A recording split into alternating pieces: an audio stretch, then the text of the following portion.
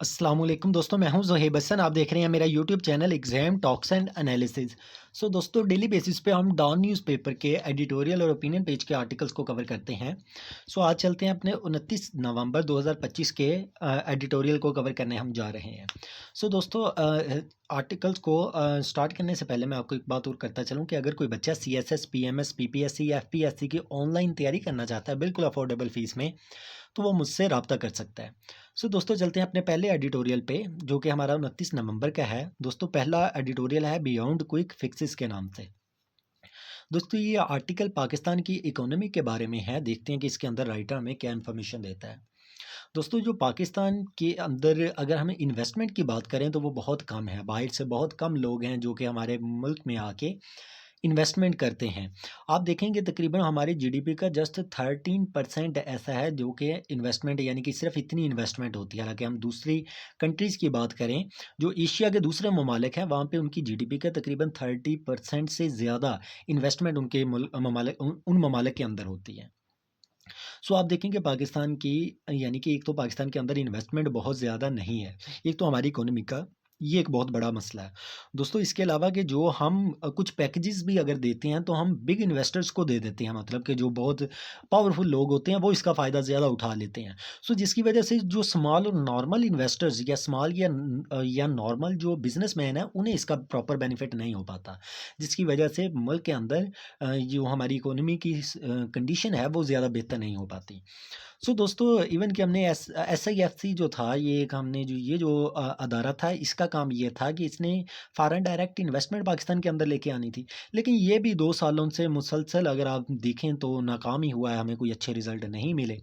दोस्तों, गवर्नमेंट ने अब ये यानी कि अपनी पॉलिसी चेंज की है। प पहले गवर्नमेंट ये करती थी कि जो यानी कि बहुत बड़े बिज़नेसमैन होते थे, उनकी हेल्प कर देती थी, उनको इंसेंटिव्स दे देती थी। अब हुकूमत ने ये फैसला किया कि उनका भला करने के बजाय बेहतर है कि जो आपके लोकल इन्वेस्टर्स हैं पहले उनका आप भला सोचें, क्योंकि जब ये ग्रो करेंगे तो फिर यानी कि दूसरे इन्वेस्टर्स भी सोचेंगे कि अब यानी कि ये मुल्क प्रॉपर इन्वेस्टमेंट के लिए तैयार है। आप यहाँ पे अगर इन्वेस्टमेंट करेंगे तो आप प्रॉपर यहाँ से कुछ कमा भी सकेंगे। अब हुकूमत ने फैसला किया है कि हम यानी कि अपने लोकल जो इन्वेस्टर्स हैं उस पर प्रॉपर फोकस करेंगे। लेकिन अभी राइट ये कहता है कि रियल चेंजेस जो अभी करनी चाहिए वो अभी शुरू तो नहीं हुई, लेकिन हुकूमत इस चीज़ के बारे में सोच रही है।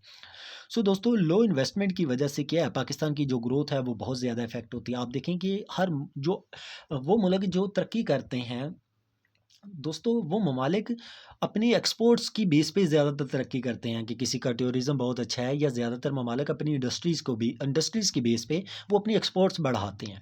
अब पाकिस्तान अपनी एक्सपोर्ट्स बढ़ाने की बजाय हम सिर्फ रेमिटेंसीज़ पे ज़्यादातर यानी कि हमारा इन्हिसार है।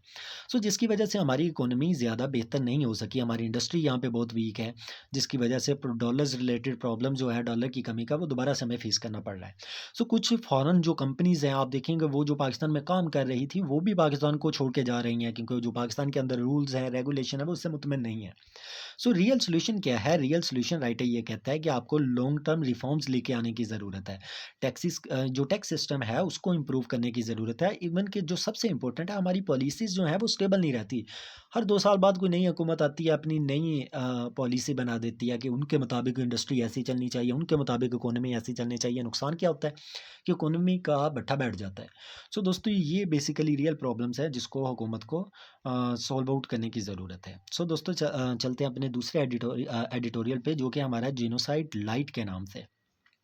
दोस्तों, इस आर्टिकल के अंदर हम गज़ा के बारे में मज़ीद यानी कि इंफॉर्मेशन लेंगे। तो देखो दोस्तों, गज़ा के अंदर जिस तरह आपको पता है सीज़ फायर हो चुका है, लेकिन राइटर ये कहता है कि वहाँ पर अभी भी यानी कि बच्चों को शहीद किया जा रहा है, लोगों को शहीद किया जा रहा है। तकरीबन 350 से ज़्यादा लोग ऐसे हैं जो कि सीज़ फायर के बाद भी जिनको शहीद किया गया दोस्तों, जिसमें 100 से ज़्यादा तो बच्चे ही शामिल हैं। आप देखें कि जो गज़ा की बेसिक नीड्स हैं वो आज भी ब्लॉक की जा रही हैं। इसराइल वहाँ पे पानी, इलेक्ट्रिसिटी, फूड, मेडिसिन को जाने नहीं दे रहा है, उसको रोक लेता है।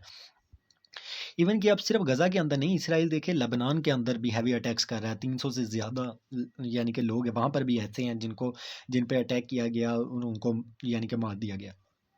इसके अलावा इसराइल ने आप देखें दोस्तों कई बार यानी कि एग्रीमेंट्स किए हैं और इन एग्रीमेंट्स को यानी कि बाद में इन एग्रीमेंट से मुकर गया है। सो इस कहने का ये मतलब राइटर ये कहता है दोस्तों कि इसराइल हमेशा से इस तरह से करता रहा है और अमेरिका हमेशा उसे सपोर्ट करता रहा है। लेकिन देखिए अभी भी वो सीज़ फायर के बाद यही काम कर रहा है और जितने भी मुसलमान ममालिक हैं इसे जिस तरह वर्क करना चाहिए था, जिस तरह स्टैंड लेना चाहिए था, इन्होंने नहीं लिया। सो सीरिया पे भी देखें आप यानी कि आप देखें कि जो इसराइल है उसने गज़ा पे भी अटैक किया हुआ है, उसने लेबनान में भी लोगों को शहीद कर रहा है, वो देखें कि सीरिया के अंदर भी लोगों को शहीद कर रहा है। 13 के करीब लोग ऐसे हैं जिनको वहाँ पर यानी कि जो अपनी जान की बाजी शाम के अंदर यानी कि हार गए हैं। सो दोस्तों इसके अलावा आप देखें कई घर ऐसे हैं, हॉस्पिटल्स हैं, स्कूल्स हैं जो डैमेज हुए हैं या डिस्ट्रॉय हुए हैं गज़ा के अंदर, लेबनान के अंदर, सीरिया के अंदर, क्योंकि बहुत ज़्यादा अब यानी कि वहाँ पे अटैक किए हैं इसराइल ने इस वजह से। सो एड ट्रक्स जो हैं दोस्तों उसको भी गज़ा के अंदर नहीं जाने दिया जा रहा। कुछ एड जो ट्रक्स हैं वही यानी कि अपना साजो सामान लेके गज़ा तक पहुँचे हैं, बाकियों को तो इसराइल ने जाने ही नहीं दिया। सो अब जो बिग कंट्रीज़ हैं दोस्तों वो तो राइट है, ये कहता है कि बिल्कुल खामोश बैठे हैं, जिस तरह यूएसए है, यूरोप है या दूसरे पावरफुल स्टेट है, वो तो इसराइल के खिलाफ ना कोई एक्शन उन्होंने पहले लिया है ना अब लेना है दोस्तों। वो तो सिर्फ तमाशाई बन के बैठे हुए हैं। हमने ओआईसी किस लिए बनाई थी, इसी काम के लिए बनाई थी 1969 के अंदर, कि हम जिसका पहला मुद्दा ये था कि हम पैलेस्टाइन को हम प्रोटेक्ट करेंगे किसी तरह से। लेकिन वो भी सवाई मीटिंग्स के उसका भी कोई रिजल्ट नहीं निकलता ओआईसी का भी। सो दोस्तों चलते हैं अपने तीसरे एडिटोरियल पे जो कि हमारा ऑफलोडेड ट्रैवलर्स के नाम से। दोस्तों ये देखते हैं इसके अंदर क्या इन्फॉर्मेशन हमें दी जा रही है। दोस्तों कुछ पैसेंजर्स थे जिनको एयरपोर्ट पे यानी कि रोक लिया गया, उनको वहाँ से यानी कि फ़्लाइट से उन्हें आगे जाने नहीं दिया गया। इन्हें पहले कोई नोटिस भी नहीं दिया गया था, अचानक से ही कुछ पैसेंजर्स ऐसे थे कि उन्हें वहाँ पर रोक लिया गया। अब सोशल मीडिया पर जब ये जो पैसेंजर्स थे इन्होंने कंप्लेन की तो दोस्तों एफआईए ने ये कहा कि ये गलत खबरें हैं, ऐसा कुछ नहीं हो रहा, बल्कि ये जो लोग हैं ये यानी कि नफ़रत फैला रहे हैं, गलत इन्फॉर्मेशन दे रहे हैं, प्रोपेगेंडा कर रहे हैं। एफआईए ने कहा कि हमने सिर्फ उन लोगों को रोका है जिनके पास फेक डॉक्यूमेंट्स थे या डॉक्यूमेंट्स इनकम्प्लीट थे। सो हमने सिर्फ़ उन लोगों को यानी कि वीज़ा या पासपोर्ट के जिनके प्रॉब्लम्स थे, हमने सिर्फ़ उन लोगों को रोका है। इसके अलावा उसने कहा कि कुछ और भी रीज़न्स थी, जो हमें सस्पिशियस इन्फॉर्मेशन कुछ लोगों के खिलाफ़ थी, कि ये लोग कोई ह्यूमन ट्रैफ़िकिंग के साथ यानी कि इनका लिंक है, इसलिए हमने इन लोगों को रोका है। इस यानी कि पॉइंट को ज़्यादा एक्सप्लेन नहीं किया गया। तो राइटर ये कहता है कि कोई क्लियर रूल्स नहीं थे, उसको क्लियर रूल्स अगर शेयर किए गए होते तो ट्रैवलर्स को पहले पता होता है कि हमें क्यों यानी कि आगे नहीं जाने दिया जा रहा। सो ये अचानक से वहाँ पर कार्रवाई हुई है। कई इनोसेंट पैसेंजर्स जो थे आप देखें इसकी वजह से वो भी इफ़ेक्ट हुए हैं। कई ऐसे लोग थे जिनके पास वैलिड टिकट्स थी, डॉक्यूमेंट्स थे, लेकिन उन्हें भी रोका गया। सो जो एफआईए है दोस्तों, उसे राइटर ये कहता है कि प्रॉपर रूल्स बनाने चाहिए, रूल्स बना के पब्लिक करने चाहिए ताकि आवाम को जो घरों से निकलने लगे हैं, उन्हें पहले पता हो कि ये अगर हमारे पास डॉक्यूमेंट्स पूरे नहीं होंगे या ये हमारा कोई क्रिमिनल रिकॉर्ड होगा तो हमें एफआईए आगे पकड़ लेगी, हमें जाने नहीं देगी।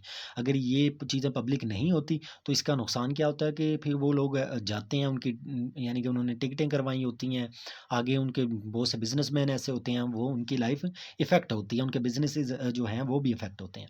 सो हमें इल्लीगल ट्रैवल को अगर रोकना है, राइटर ये कहता है वो तो ठीक है, लेकिन हमारा जो तरीका होना चाहिए वो बिल्कुल फेयर होना चाहिए। आप आर्बिट्रेरी एक्शंस के ज़रिए अगर रोकना शुरू कर देंगे तो इससे ट्रैवलर जो हैं वो भी इफ़ेक्ट होंगे और जो उनके बिज़नेसेस हैं वो भी इफ़ेक्ट होंगे। सो दोस्तों अगर आप चाहते हैं डेली बेसिस पे मेरी वीडियो आपको मिले तो काइंडली मेरा चैनल लाज़मी सब्सक्राइब करें। अल्लाह हाफ़िज़, अपना ख्याल रखिएगा।